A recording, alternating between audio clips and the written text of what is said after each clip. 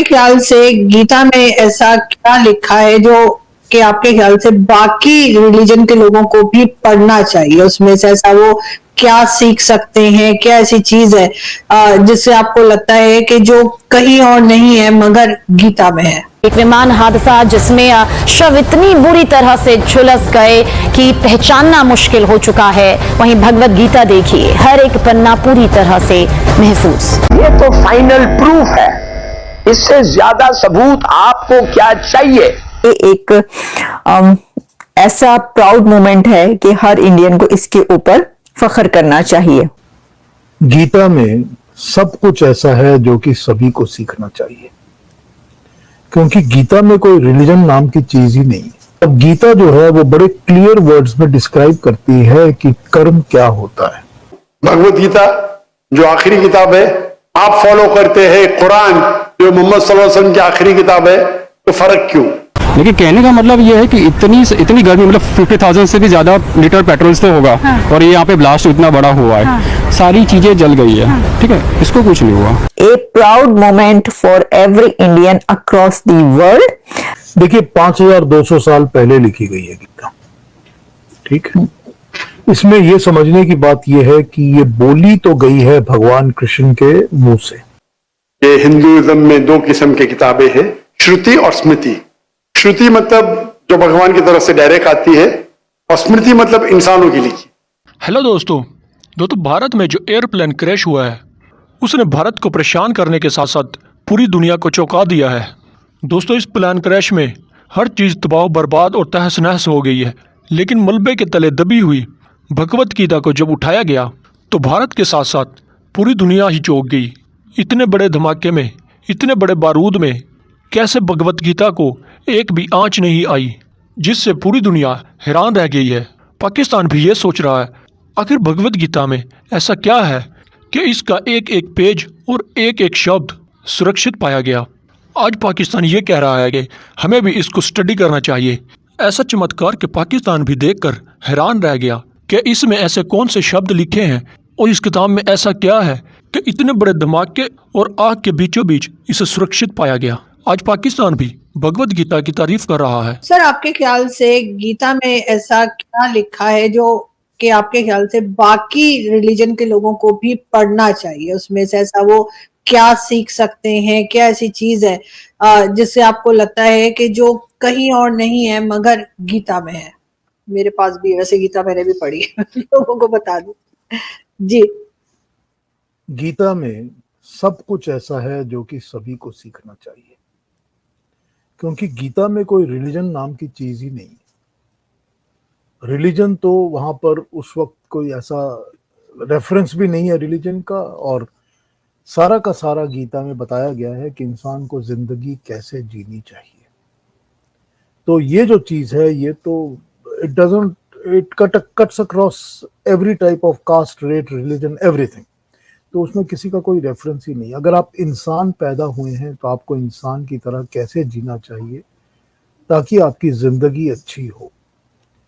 अगर आपकी जिंदगी अच्छी होगी तो आप खुश होंगे, आप आराम से जिएंगे। तो उसके लिए करना क्या चाहिए, ये बेसिक्स हैं सारे जिंदगी के जो गीता में समझाए गए हैं। और गीता का प्रिंसिपल ये कहता है कि कर्मण्येवा अधिकारस्ते मा फलेषु कदाचन, कि तुम कर्म तो कर सकते हो लेकिन फल के ऊपर तुम्हारा कभी भी अधिकार, राइट नहीं होता। अब गीता जो है वो बड़े क्लियर वर्ड्स में डिस्क्राइब करती है कि कर्म क्या होता है, और ये बताती है कि ऐसा कोई लिविंग बीइंग जिसकी सांस चलती है, जिसकी भी सांस चलती है, जो भी पैदा हुआ है और जिसकी सांस चलती है, ऐसा हो ही नहीं सकता कि कोई मोमेंट वो कर्म ना करे। वो कर्म कॉन्स्टेंटली करता रहता है। कर्म क्या होते हैं? कर्म होते हैं मनसा वाचा कर्मणा, मन से बोले किए गए कर्म, मुंह से आवाज से बोले गए कर्म, और किए गए कर्म, एक्शन से किए गए कर्म। तो जब मैं इस वक्त कुछ सोच रहा हूं, जो भी सोच रहा हूं वो मेरा कर्म है। इट इज ऑलरेडी अ कर्म डन। मैंने सोच लिया कि मेरे सामने आरजू बैठी है और मैंने तो आज आरजू की खिल्ली उड़ानी है। अब मैं करूं या ना करूं, मैंने सोच तो लिया ना, जैसे ही मैंने सोचा वो एक कर्म हो गया, उस कर्म का कर्म फल मिलेगा। ऐसा नहीं है कि कर्म फल मिले बिना कटेगा, कोई कर्म फल मिले बिना नहीं कटता। सर कर्मा की बात कर रहे हैं ना आप, कर्मा जो कहा जाता है, आप कर्मा बोलते हैं, हम लोग उसको कर्म बोलते हैं ना। तो जब इंग्लिश में उसको लिखते हैं तब तो उसको बोलते हैं कि कर्मा, और जब हिंदी में बोलते हैं तो हम उसको कर्म बोलते हैं। तो कर्मा और कर्म का यही इश्यू है कि कोई कर्म ऐसा नहीं है जो कि बिना फल के कट सकता है। तो हर कर्म का आपको फल तो भुगतना ही पड़ेगा।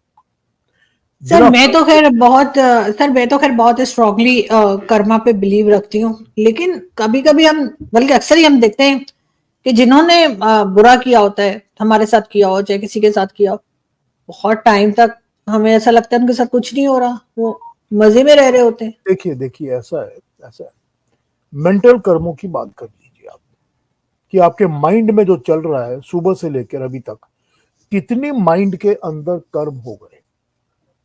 मतलब कॉन्स्टेंटली आप कहेंगे कि एक मिनट के अंदर 10 या 12 मेंटल कर्म हो जाते हैं। फिर आप बोले हुए कर्म ले लीजिए जो कि स्पीच से बोले गए, फिर एक्शन वाले कर्म ले लीजिए, इन सब के कर्म फल तो मिलने हैं ना आपको। तो एक फल मिलते रहते हैं। तो जो जिस चीज का कर्म फल मिलने में थोड़ा डिले होता है टाइम, वो इसलिए होता है क्योंकि उसके मिलने की अपॉर्चुनिटी में टाइम लग गया। अब मुझे कहीं से जाके गिरना है और मुझे चोट लगनी है, ठीक है, तो जब तक मैं किसी ऐसे स्पॉट पे नहीं पहुंचता जहां से मैं गिर सकता हूं, मैं गिरूंगा नहीं ना। तो ये हो सकता है कि मैं किसी स्पॉट पे अगले 1 साल तक गया ही नहीं, तो उसके बाद के 1 साल बाद मुझे वो अपॉर्चुनिटी मिलेगी और कर्म मिलेगा, फल मिलेगा।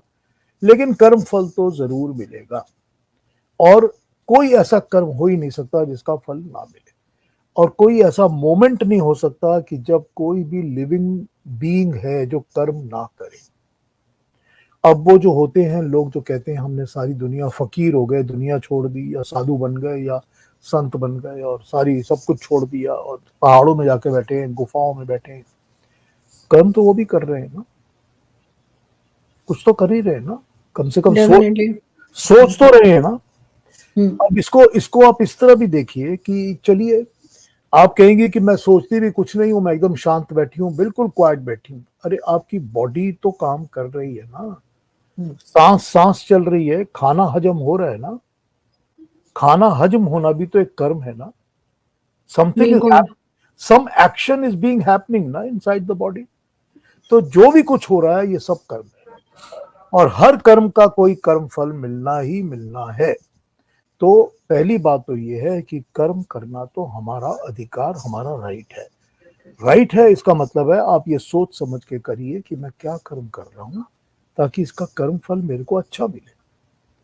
अगर आपको अच्छा कर्म फल नहीं मिलेगा तो आपको दुख मिलेंगे, प्रॉब्लम्स मिलेंगी। अच्छा करेंगे तो अच्छा मिलेगा। तो सबसे बड़ा लेसन तो यही है गीता का कि भाई अच्छे कर्म करो, बुरे कर्म मत करो, अवॉइड करो।